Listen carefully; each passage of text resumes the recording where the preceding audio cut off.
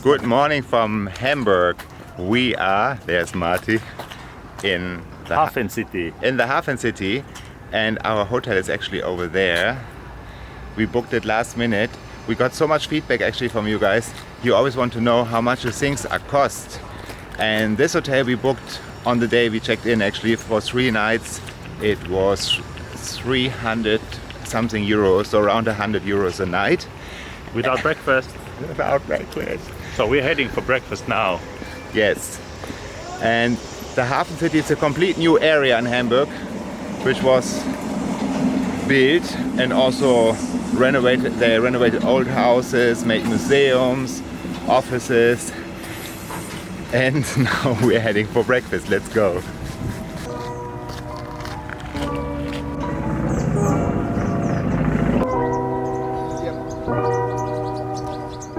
Yeah. And here in the park there's actually a big playground, and sometimes I think you just have to be a child again. You have to play! The HafenCity in Hamburg was built along the river Elbe. The river Elbe runs through the city, and this area has these little bridges and these old customs houses that have been renovated. And Hamburg has one of the biggest ports of Europe. It's also located at the river Elbe. And we are going to show you the harbor from the distance. We are not going to visit it. You need a whole day to visit it, but we're going to show it to you from the distance. The river Elbe has very high and low tides, very big differences, because it goes to the North Sea. And here you can see it's probably very low tide. You can see the bottom of the river, and you can see on the walls how high the river goes when it's high tide.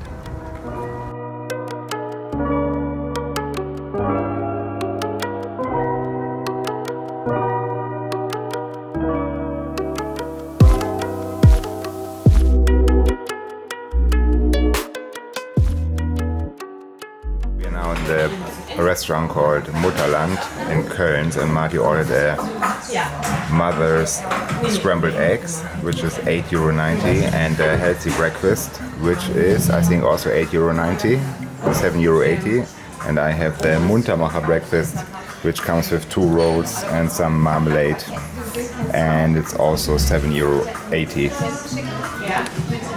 Are you enjoying?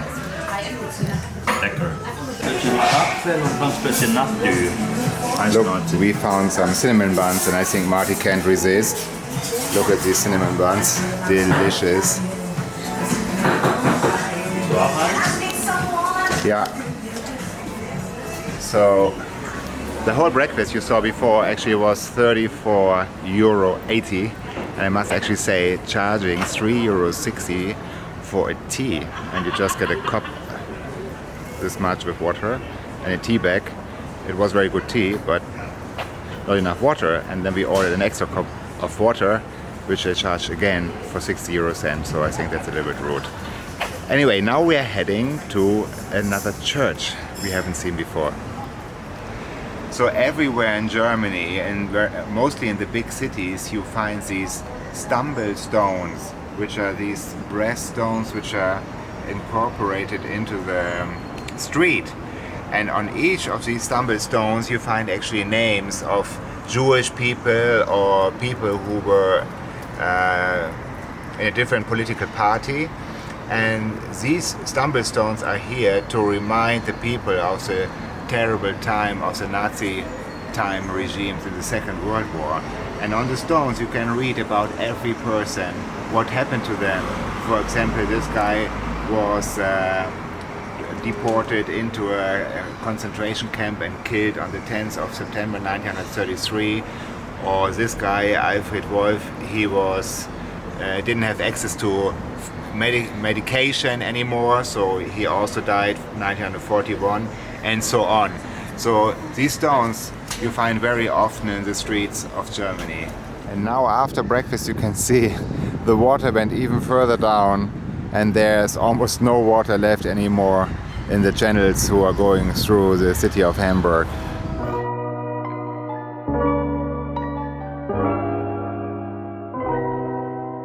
Another memorial of the Nazi times in Hamburg is the St. Nicolai Church, which is actually a ruin. We are in the church now, what was left is the tower, which is one of the highest in the city, and some of the walls of the church that you can see all around us.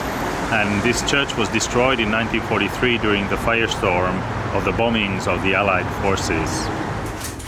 Now we are in the elevator and going up the St. Nicolai Church, which is a panoramic lift. In the tower, actually. In the tower. And the ticket per person is €5. And on top of the tower, which is actually 75 meters high, you have photos how it looked like after the war. And just look how destroyed the city was. Crazy. And from here you can also see the Elbphilharmonie, which is the new stunning building in the HafenCity of Hamburg, built from Herzog und Dumoulin from Switzerland. The church you can see is St. Michaelis Church, which is the main church actually of Hamburg.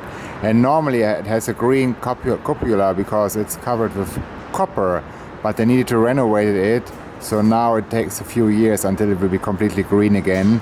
And behind it on the left side you can see the harbor of Hamburg. And on the city hall, which is right in front of me, you can see how the green copper roof will look like when it's actually green.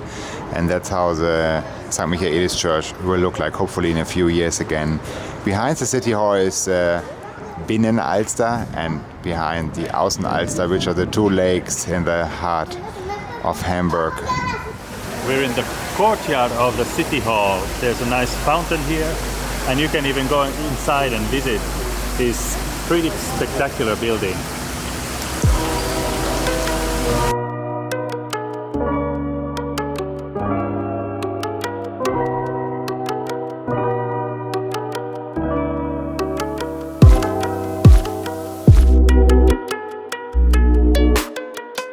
And today in Hamburg there's also the triathlon, where the people are biking, swimming and running, and this is in front of the city hall is a goal, and the people are really happy when they make it.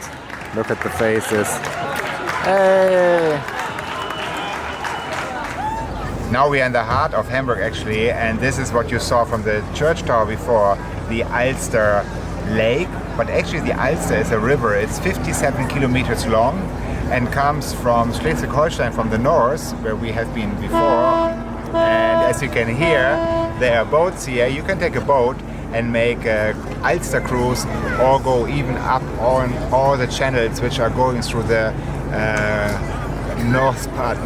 but through the housing area of Hamburg.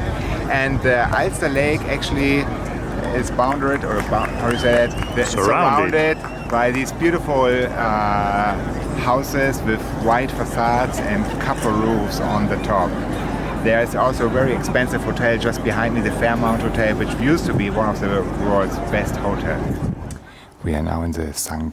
Jacobi Church, which is another church in the city center, and which was also destroyed in the Second World War, but rebuilt.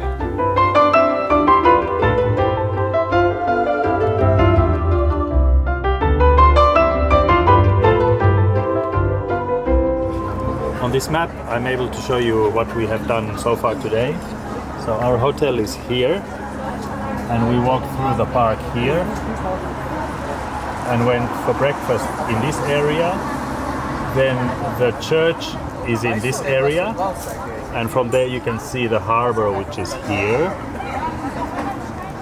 And then we walked to the city hall and to the Ulster shores.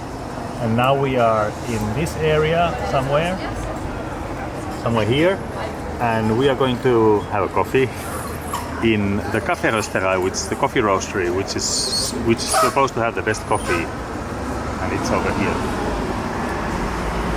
When you buy a coffee here in the coffee roastery, then you always get an explanation also with it, or if you ask where the coffee beans come from, they know exactly where it comes from. So this coffee, for example, comes from Peru, and there's even a picture of the farmer and how the coffee was processed and what are his specialities and when they harvested the coffee. So it's really a nice place to pick some coffee, and I'm sure you will find your favorite roast here. There's a sign here with Olympia and the Olympic rings in Hamburg. But how can this be? Because Hamburg never had the Olympic Games, or never hosted the Olympic Games actually.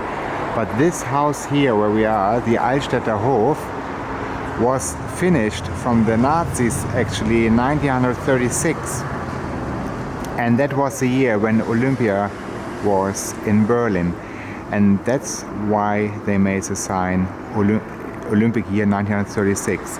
And as you can see, finally the sun came out. So we are going to stroll now a little bit longer through the harbor city, Hafen City, and through the Speicherstadt to the old storage houses. The house where we are now is the Schrenkenhof, and it was finished 1924 with this beautiful facades actually. And you can see these little elements, these logos on the facade, which are in honor for the old people who were living here before and had their working places here, like captains and little craftsmanships. Behind me is another beautiful office building which is called the Schiele House, and many people think, and actually me too, that this used to be or has the shape of a ship which is coming from the harbor and comes here towards the city, but actually it's not. What the architect tried to do is he's tried to use every centimeter of the ground he got from the city to use every square centimeter actually.